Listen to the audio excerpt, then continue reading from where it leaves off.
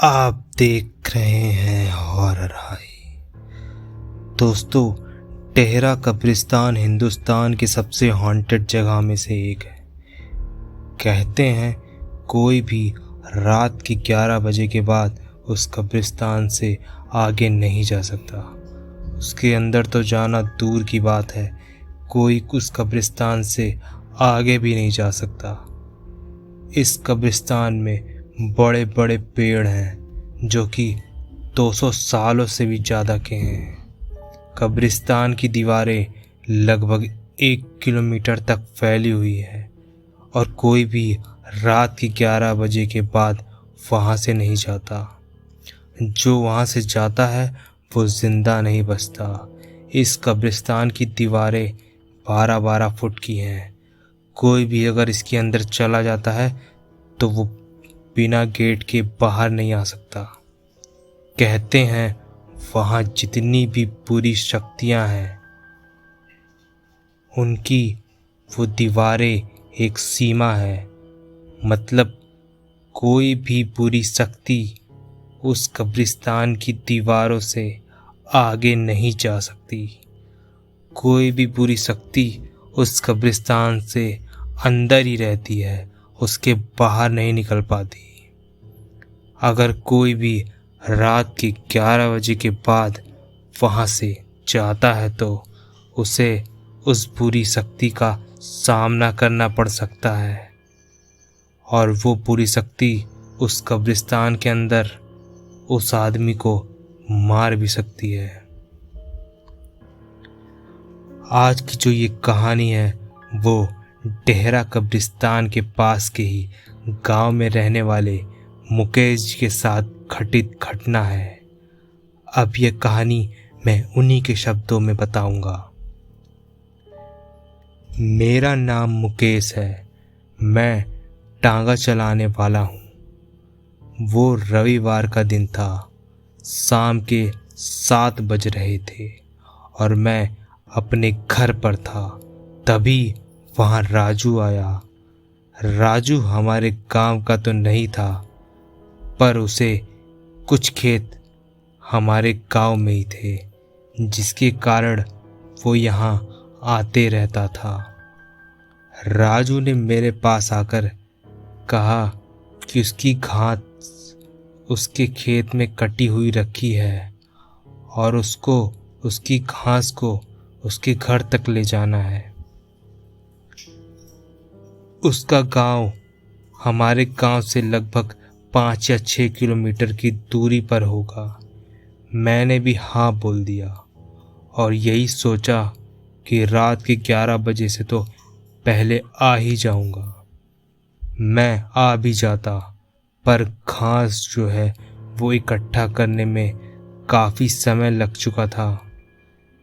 इसलिए मुझे राजू के गांव पहुंचने में ही 10 बज गए थे और घास जो है वो तांगे से नीचे रखने में भी काफ़ी समय लग रहा था और इसी वजह से राजू मुझे बार बार अपने ही घर में रुकने को बोल रहा था, क्योंकि उसके गांव से हमारे गांव को बस एक ही रास्ता था जो कि बहुत सुनसान और जंगल में से होकर गुजरता था और उसी रास्ते से आगे बढ़ता था वो कब्रिस्तान। ये कब्रिस्तान बहुत पुराना कब्रिस्तान था और इस कब्रिस्तान में अब कोई लाशें नहीं गाड़ी जाती थी। जो भी लाशें गाड़ी गई थी वो इस कब्रिस्तान में बहुत पुरानी लाशें थी। ये जो रास्ता था वो उस कब्रिस्तान के सामने से होकर ही जाता था। जो भी आदमी इस रास्ते से जाता था वो दिन के समय जाता था। रात में यहाँ कोई जानवर भी नहीं दिखाते थे। एक बार तो मेरा दिल भी राजू की बात मान जाने को कह रहा था, पर अगर मैं घर नहीं गया तो मेरे घर वाले परेशान हो जाते, क्योंकि मेरे पास फ़ोन नहीं था और ये इस बात उस समय की है जब मोबाइल फ़ोन का इतना प्रचलन नहीं था। मेरे घर वालों के पास भी कोई फ़ोन नहीं था। हमें दूर टेलीफोन जाकर करना पड़ता था। मेरे घर में मेरे 2 छोटे छोटे बच्चे, मेरी बीवी और मेरे माता पिता थे। मुझे उन सब की चिंता अपने घर आने के लिए मजबूर कर रही थी। और मैं अब उसी कब्रिस्तान के पास आ गया था। मैंने अपनी घड़ी में समय देखा तो रात के करीब 11:15 बज चुके थे। पहले तो मैंने लौट जाने का सोचा, क्योंकि कब्रिस्तान के पास एकदम घनी धुंध थी और काफ़ी कोहरा था, जिससे आगे का कोई भी रास्ता नहीं दिख रहा था। फिर मैंने किसी तरह हिम्मत करी और आगे बढ़ा। मैं अभी कुछ आगे ही गया था, तभी मुझे ऐसा लगा कोई मेरे टांगे पर आकर बैठ गया है। मैंने एकदम से पीछे मुड़कर देखा, पर वहाँ कोई नहीं था। मुझे अभी भी यही लग रहा था कि कोई मेरे पीछे बैठा है। फिर जब मैं थोड़ा और आगे बढ़ा तो मेरे टांगे में जैसे बहुत भारी भरकम कोई चीज़ रखी हो। मेरे टांगे का वज़न बहुत ज़्यादा पड़ गया था। मैं जैसे जैसे आगे बढ़ रहा था, टांगे में भी वज़न बढ़ता जा रहा था। अब पीछे इतना वज़न हो गया था कि मेरा टांगा आगे से थोड़ा थोड़ा उठने लगा था और अब मेरा घोड़ा भी लंगड़ा लंगड़ा कर चल रहा था। मैं अब समझ गया था कि वो कोई ना कोई आत्मा है जो मेरे टांगे पर आकर बैठ रही है, या कोई ऐसी रूह है जो हमें इस कब्रिस्तान से बाहर जाने नहीं देना चाह रही है। मैंने मन में ये सोच ही लिया था कि शायद आज ये मेरा आखिरी दिन है और आज मैं बच नहीं पाऊँगा। फिर मुझे अपनी मम्मी की कही बात याद आई। उन्होंने मुझे बताया था ये भूत और आत्मा आग से थोड़ा डरते हैं। तभी मैंने अपने टांगे को रोका।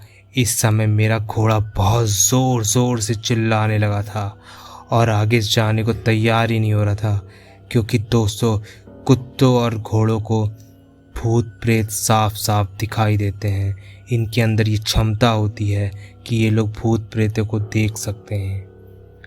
तभी मैंने अपने घोड़े को उस ठेले से अलग कर दिया, क्योंकि मेरा घोड़ा लंगड़ा लंगड़ा के चल नहीं पा रहा था और मेरा घोड़ा दौड़ते दौड़ते आगे निकल गया। ये कब्रिस्तान 1 किलोमीटर में फैला हुआ था। तभी मैंने अपनी जेब में रखी बीड़ी निकाली और मैं बीड़ी पीने लगा। जैसे ही मेरी एक बीड़ी ख़त्म होती, मैं दूसरी चला लेता। ऐसा करते करते मेरी पूरी बीड़ी ख़त्म हो गई। टांगा जो था वो वहीं पर रुक गया था और टांगे को मैं अब हाथ से लेकर आगे से खींच रहा था और धीरे धीरे चल रहा था। मैं इस कब्रिस्तान को अभी आधा भी पार नहीं कर पाया था। सर्दी का समय था। जो मैंने कपड़े पहने थे, मैंने सोचा अगर मेरी बीड़ी ख़त्म हुई तो मैं जो ये कंबल ओढ़ा हुआ हूँ इसे ही उतार कर उसमें आग लगा दूँगा।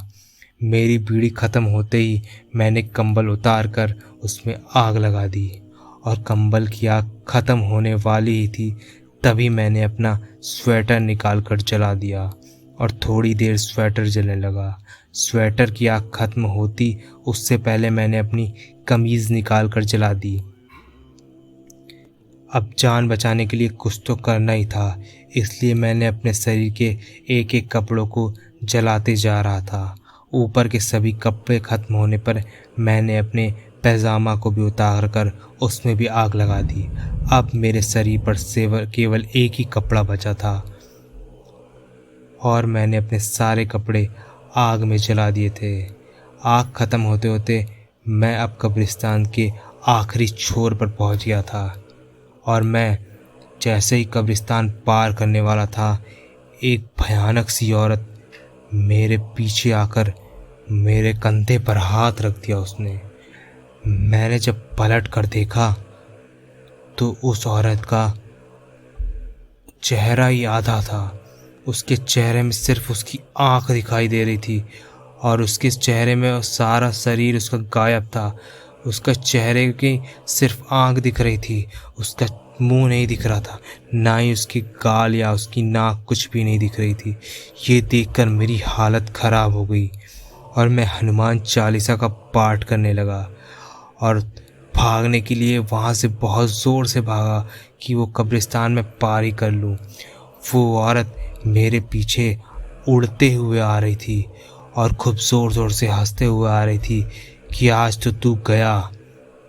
मैं जैसे ही उस कब्रिस्तान के पास निकलने वाला था, वो औरत मेरे पास आती चली जा रही थी और उस औरत ने मुझे जैसे ही पकड़ने की कोशिश की, उसके नाखूनों से मेरी पीठ पर बहुत ज़्यादा घाव हो गया और मेरे शरीर से खून निकलने लगा।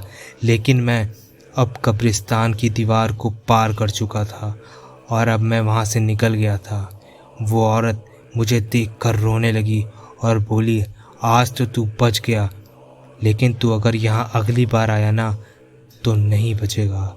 इतना बोलकर वो वहीं खड़ी रही और उसने अपना वेश बदल कर एक बूढ़े आदमी जिसकी दाढ़ी बड़ी बड़ी थी उस तरह का कर लिया था। उस दिन मैं अपने घर की ओर चला आया और उस दिन से मैं कभी उस रास्ते में रात को तो छोड़ो दिन में भी नहीं गया। ये जो कहानी है ये बिल्कुल सच्ची आप बीती पर आधारित है। तो दोस्तों, आज की कहानी आप लोगों को कैसी लगी मुझे कमेंट करके बताइएगा। और अगर आप लोगों को इसी तरह की कहानियाँ सुनना पसंद है तो चैनल को सब्सक्राइब करिए। मिलते हैं कल एक नई कहानी के साथ। तब तक आप सभी का दिन शुभ हो।